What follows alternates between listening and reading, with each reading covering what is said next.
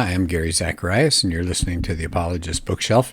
As you know from previous podcasts, I've spent the last 3 going through a book called Confident Faith, subtitled Building a Firm Foundation for Your Beliefs. The author is Mark Mittelberg. And we've covered the previous, what he calls faith paths. We might call them worldviews, but it's what people buy into based on what they think is involved as far as the spiritual realm as they set up their religious beliefs. So we've gone through the relativist faith path, traditionalist, authoritarian, intuitive, and mystical. So those are 5 of the 6. Now, Mittelberg talks about each one of those and explains what he sees as drawbacks to them, and then he ends up with the 6th faith path is the evidential one, and that's where he thinks Christianity belongs, and I agree with him. He has a quote here at the beginning, "Truth is what logic and evidence point to." So he's going to focus on those 2 things, truth and evidence. So that's what we're going to look at today. So let's start in, he talks about, especially he talks about evidence and logic. So he starts off with logic. He said, sometimes people will say, you can't really reason things like this. They say, look at Eastern thinking. They see logic as a Western construct, and it doesn't apply to people living in an Eastern culture. So why in the world would you even talk about logic as a way to figure out God? It's East versus West. But he tells a story about Ravi Zacharias. And he was teaching one time in an American university, or speaking, I guess, and a professor there said, well, you just don't understand Eastern logic. He said, you're saying that Christ is the only way to salvation. But he said that's wrong for people in India because what you're doing is using either-or logic. He says in the East, we don't use either-or logic. That's Western way of thinking. That's logic from a Western perspective. In the East, we use a both-and. So when it comes to this religious talk, salvation is not either through Christ or nothing else. That's the either-or. It's both Christ and other ways. Do you see how inclusive that is, of course? So the professor kept saying, well, there are 2 types of logic. And Ravi said, well, wait a minute. He looked at the professor. He said, are you saying that when I'm in India, I have to use either the both-and logic or nothing else? So I have to use either or. And finally, the professor said, he said, either or does seem to emerge, doesn't it? And Ravi said, yes. He said, even in India, we look both ways before we cross the street because it's either me or the bus, not both of us. So why is he telling this story, Mittelberg? Because he says logic is inescapable. He said some people get kind of confused when they hear stories like this about either or both and they just start backing off and they say, I don't know, the guru's rationale makes sense to me. But he says, no, logic isn't vanquished. It's whose logic is going to prevail. And this idea of getting rid of definitions, he said, that's not the way we ought to go. He said, the Eastern teacher has to borrow from what they call Western logic before trying to undermine it. That's self-defeating. So that's his background as he gets into what he calls the evidential faith path. He said it's reasoning of the mind, which he's just been talking about, combined with real-world factual information. So we're back to those 2 things again. He says we're going to learn a lot about the Christian view if we apply those 2 things. Logic, being logical, in other words, thinking through things, and evidential, looking at the real world, factual information.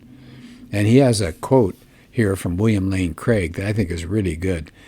Here's what Craig says, logic and facts are the keys to showing soundly that a conclusion is true. Okay, so logic and facts, that's how you find out whether you've made a good assumption and whether it's really true. Okay, so let's continue with that. What did they say? Well, their argument was that you can't trust the senses and real knowledge is limited to the logic and mathematical. So after dealing with this business about logic, then Mittelberg says, so how is this evidential approach applied in real life? And then, of course, the key thing is, how do you use it toward finding a faith in which you can be confident? And that's what the whole book is about. Who wants to believe in something that you have no confidence in? You believe it just because mom and dad told you? You believe it just because you had kind of a warm, fuzzy feeling about something? He says, no, you want a faith in which you can be confident. So he says it's going to be logic and it's going to be evidence. So he says, let's look at the logical aspect first. He said, think about the law of non-contradiction. He says, that's a law of logic, right? So apply that to the claims of Islam. So their leaders, the Islamic leaders, say they believe in Jesus as a true prophet of God, but they deny his own prophetic claims regarding who he said he was, the Son of God, his death on the cross, and his resurrection.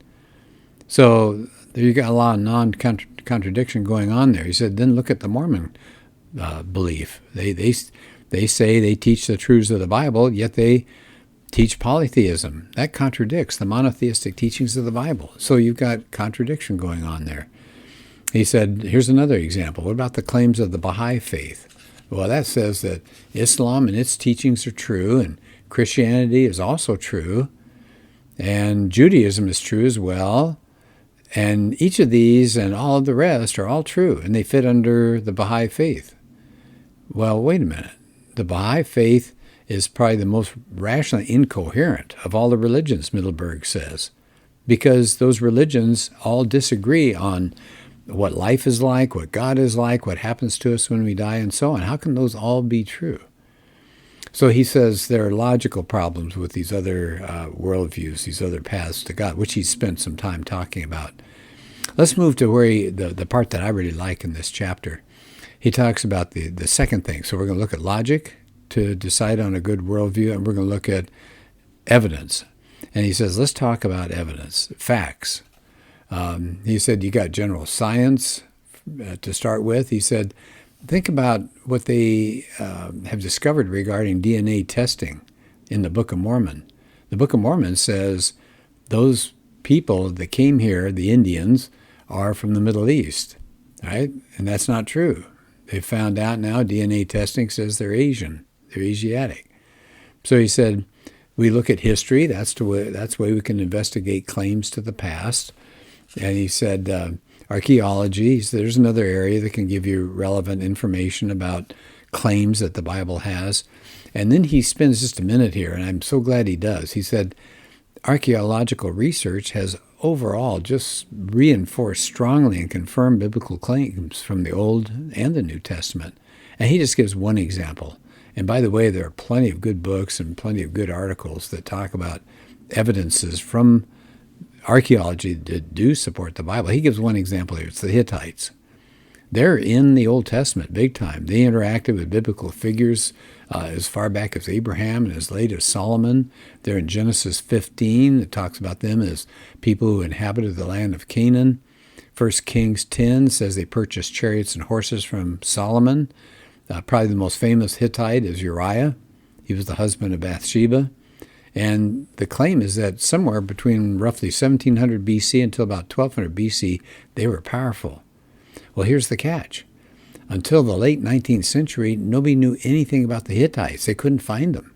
And so there were a lot of critics that said, bah, they're just an invention of the biblical authors. There's no such thing as the Hittites or their empire. Well, in 1876, there's a dramatic discovery. There's a British scholar, and he found inscriptions carved on rocks in Turkey. And he thought, maybe this is the Hittite nation. Where would he get that idea? From the Bible. Well, 10 years after that, they found more clay tablets, again in Turkey, and a German cuneiform expert investigated, and he started his own expedition there at the site in 1906. This man's name was Hugo Winkler, German expert. He uncovered in his excavations 5 temples, a fortified citadel, and a bunch of massive sculptures. He found 10,000 clay tablets in one storeroom. One of those had a record of a treaty between Ramses II and the Hittite king. And so they found out, there it is, it's there. So there's really good evidence. So he said, we rely on the evidential approaches in everyday life, like taking medicine or whatever it is.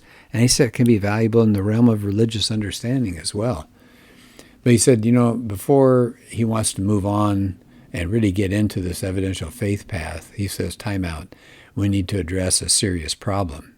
And he said, if you buy into this challenge, it can limit how we apply this information through logic and experience. He said, unfortunately, we've had some leading thinkers over the years who've moved away from a general use of scientific knowledge toward a philosophical ideology that says in advance what kind of conclusions are going to be considered acceptable within the intellectual community.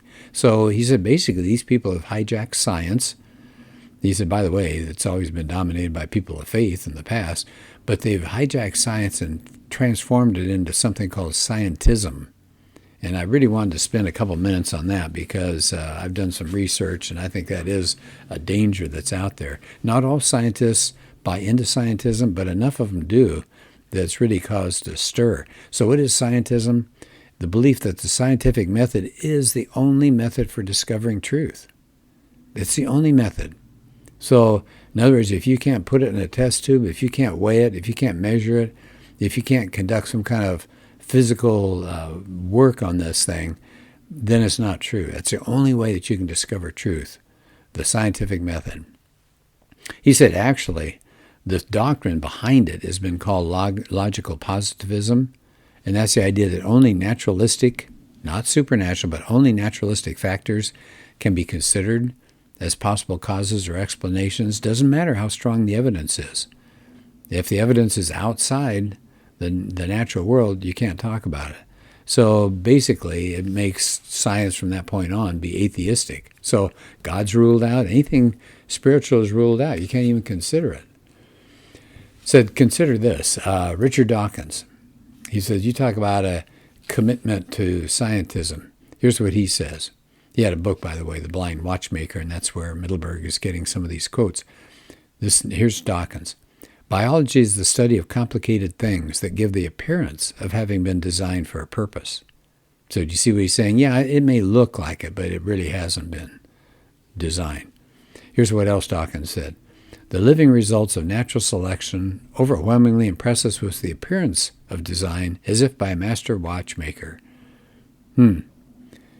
Impress us, he says, with the illusion of design and planning. So it's just an illusion.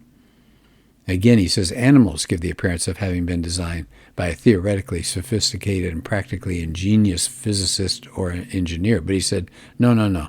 So he's not going to discuss that at all. It's just natural selection. Everything through Dawkins' writing is that way. He is so firm in his atheistic assumptions, it becomes a religion for him. He doesn't give any real consideration to God. So, said Harper's Magazine reviewed one of Dawkins' books. It called it Hysterical Scientism, the Ecstasy of Richard Dawkins. So here's what scientism is, one more time. It basically says this. We've already ruled out the supernatural options as a possible explanation. Now go ahead and bring us your outlandish claims about gods and angels and elves, and we'll try to help you sort it all out. Well, scientism, and I'm glad that Mittelberg talks about it. He said, I want to get beyond what he's talking about. I'll finish up on what Mittelberg has here. He said, isn't that the pinnacle of closed-mindedness to say something like this? Well, even if theoretically there could be a real intelligence in the universe, I'm unwilling to consider the possibility of his being involved in the world. Mittelberg says that's like covering your eyes and then complaining that you can't see. So let me stop for just a minute there. He said, the scientism person says, I don't want to even consider the possibility of there being a God. I heard Gray Kokel say this. Imagine that there is a police station somewhere and a bunch of detectives are gathered and the chief comes in and he said, we've had 4 or 5 killings in the community that really need to be investigated. We've got to sort this out. He said, so I want you to go out and interview and search and do all sorts of things, but keep this in mind. I don't want you to implicate a white person. Now, think about that. If you're a detective, you say, well, you're putting something off limits before I even start. That seems so unfair. It seems irrational, certainly bigoted. But that's kind of what's going on with these people that buy into scientism. They say there cannot be, we don't even want to think about it, but there cannot be any supernatural element. And so therefore, let's look at evolution or let's look at something else and realize we can't even posit the possibility of a God creating the world and creating the human race. So let's just start with what would bring it here without God. Then, of course, what are you going to get? You're going to get atheistic evolution, even if it has a lot of problems. So he says, here's another, I'm back to Mittelberg now. So he says, here's another critical problem. This anti-theistic philosophy doesn't live up to its own criteria. In other words, it's self-defeating. I mean, think about this. Scientism says that the scientific method is the only way that you can discover truth. But scientism itself can't be proven scientifically. In other words, you can't take that statement. The scientific method is the only method for discovering truth. You can't take that statement and put it in a test tube or weigh it or measure it or look at it under a microscope. It's a philosophical statement. It's not science. So does that make sense? We see this self-defeating attitude in so many fields, and here it is with scientism. The scientific method is unable to demonstrate that it is the only method for discovering truth. So he said even the philosophy of scientism fails by its own standard. Now, I wanted to add just a little bit because I've done a talk on scientism, and I just want you to think about this. It has a lot of problems with it. For one thing, if it was true, scientism, it would lessen human value, wouldn't it? There'd be no such thing as love. There would just be chemicals surging in you. There'd be no free will. If scientism is true, then you don't have a soul. You're just a chunk of meat walking around with a brain. So when you decide to do something, whether it's good or bad, you had no choice. It was the chemicals. It was the firing of your neurons. So why are we putting people in jail? Why are we giving awards to people who have done good things? We do not have free will. And we're actually hearing that now. Several scientists and people working with the mind, well, I use the word mind, but they'll say we don't have a mind, we just have a brain. And it's just an illusion of free will that we have. We think we have a free will, but we don't. By the way, I'd stop there and I'd say, really? Somebody has an illusion of free will, then what's having the illusion? It's a mind. So we're back to that again. There are such things, by the way, here's another problem with scientism. It's only the scientific method that gives us truth, really? There are non-scientific truths that exist as well. Let me just give you a real simple example. If I say John is taller than Mary and Mary is taller than Brad, then John is taller than Brad, right? That's a piece of logic that you know that's absolutely true, but you didn't do it through the scientific method. You didn't put it in a test tube to figure that out. So we know non-scientific truths exist. Think about the Declaration of Independence. We hold these truths to be, what, scientifically provable? No, we hold these truths to be self-evident. In other words, as long as you're thinking rationally, you'll come up with the same conclusion. One more problem with scientism, it ruins human experiences. If I look at a sunset and I say, isn't that beautiful?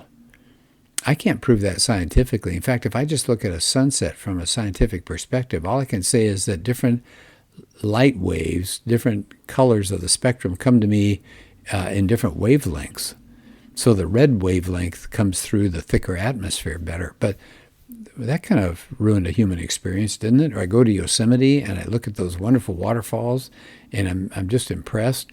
Well, I shouldn't be impressed if I'm following scientism. I just look at it and I say, well, apparently at one time there was a valley here with some water running and a glacier came through and it carved out this huge trench and now the water falls over the edge of that. Well, that took all the joy out of it. Scientism doesn't, another problem, it doesn't deal with important things. It doesn't deal with love and family and patriotism and courage and value and things like that. It can't talk values because you can't put values in a test tube. So there are a lot of problems with scientism. If you'd like to get my notes on my talk, I'd be happy to send that to you, gary.zacharias@gmail.com. Okay, let me go back and we'll finish up this chapter here. He said, we're starting to see scientism coming on strong with the people that are the new atheists that are write anti-supernatural science-oriented books. He said they don't really engage the real issues, though, of God's existence. They just rule it out at the very beginning. And he said they don't seem to understand the fallacies of it. So he said, actually, we don't have to go along with that view. He said we can support growing number of philosophers and scientists and educators who are open to all possible answers, including, is there a divine creator? Is there a God? We should be open and look at the evidence. Look at the evidence. He gives one final example in the chapter here before he wraps it up. He said, think about the leading philosophical atheist of the last generation, Antony Flew, F-L-E-W.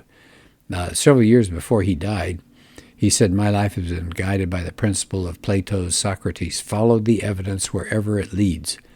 And you know where it led to him as he listened and entered debates with theists and all? He let go of his atheistic beliefs.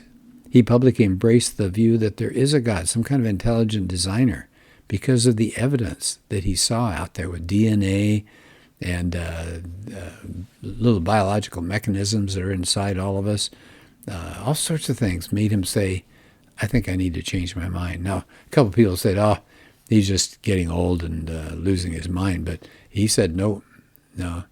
He said, he said the integrated complexity of the organic world is just so great. He said all the creatures are complicated pieces of design. So he said you got an argument of design, that's what really convinced him. And so what did he do? He actually used science to come to his conclusion about the possibility of a God. Now, did he come to the Christian God? I don't know. But at least he admitted that you've got something going on here that's bringing a designer into the picture. Okay, well, I will wrap up at this point. Again, I'm working my way through Confident Faith, and I'd like to do a couple more podcasts on this book. It's a powerful book, and I hope you find it helpful. Very easy to read. Lots of good things. I enjoy it. All right, well, thanks for paying attention here, and I hope you have a good rest of your day. Bye-bye.